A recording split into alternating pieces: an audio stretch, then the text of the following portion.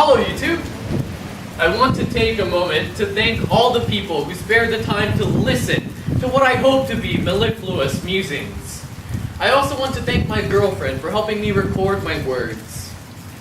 To you, babe, I know I can be a pain in the ass. When a hot coil embraces a metal flower, each other they do not desire to devour. Instead, lingering painfully like masochists, pleasure they steal from taboo trysts. With time frozen, silver drops hang in the air. The intertwined are free of any worldly care. Now only shining residue remains. The coil of flame, the flower your name.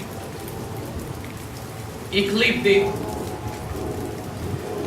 Our universe is a vast, mysterious, and beautiful place. Let us not dull our mental probes with limiting egocentric concepts such as God, religion, or any other voluntary delusions people suffer from.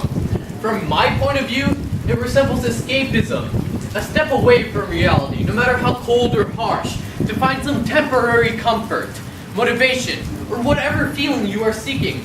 Take a moment to look around and see anything else remnant from biblical times. Spot any sea monsters? Giants? Slaves?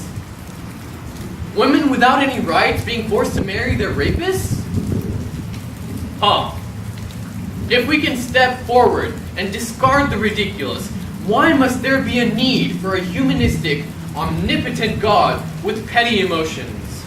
At times like this, I prefer to think about Thomas Hobbes' written words, Scientia potentia est, Latin for knowledge is power.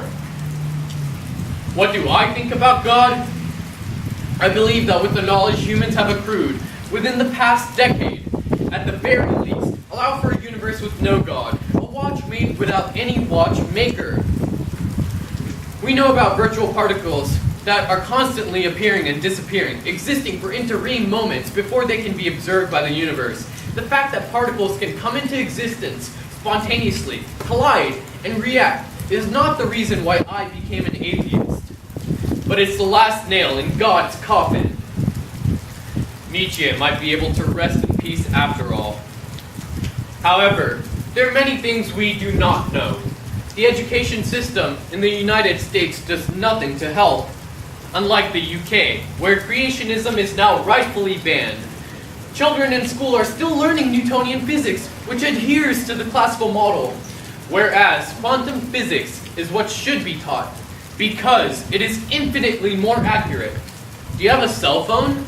A laptop? A microwave? These appliances run on the laws of quantum mechanics, but the common layman is not aware. All he or she does is press a button.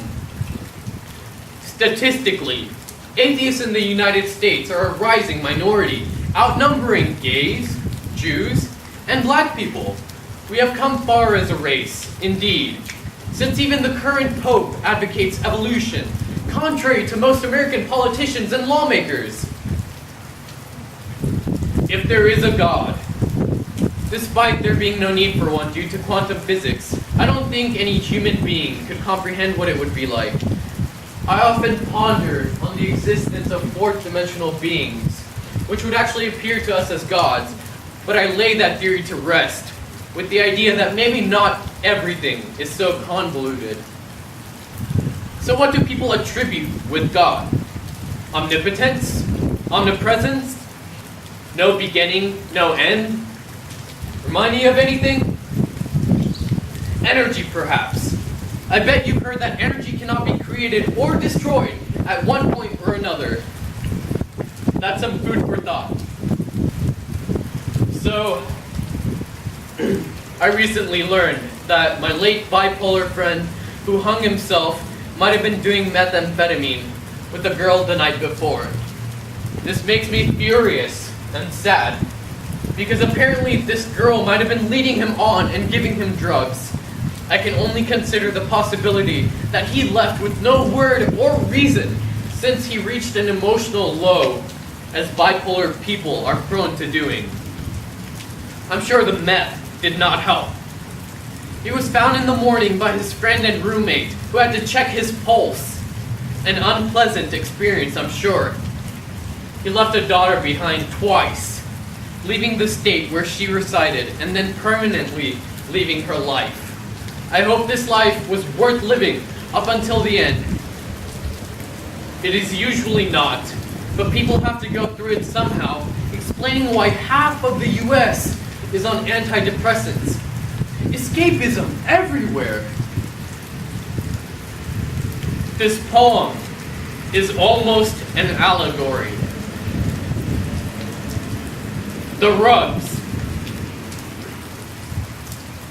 A friend told me about the rugs.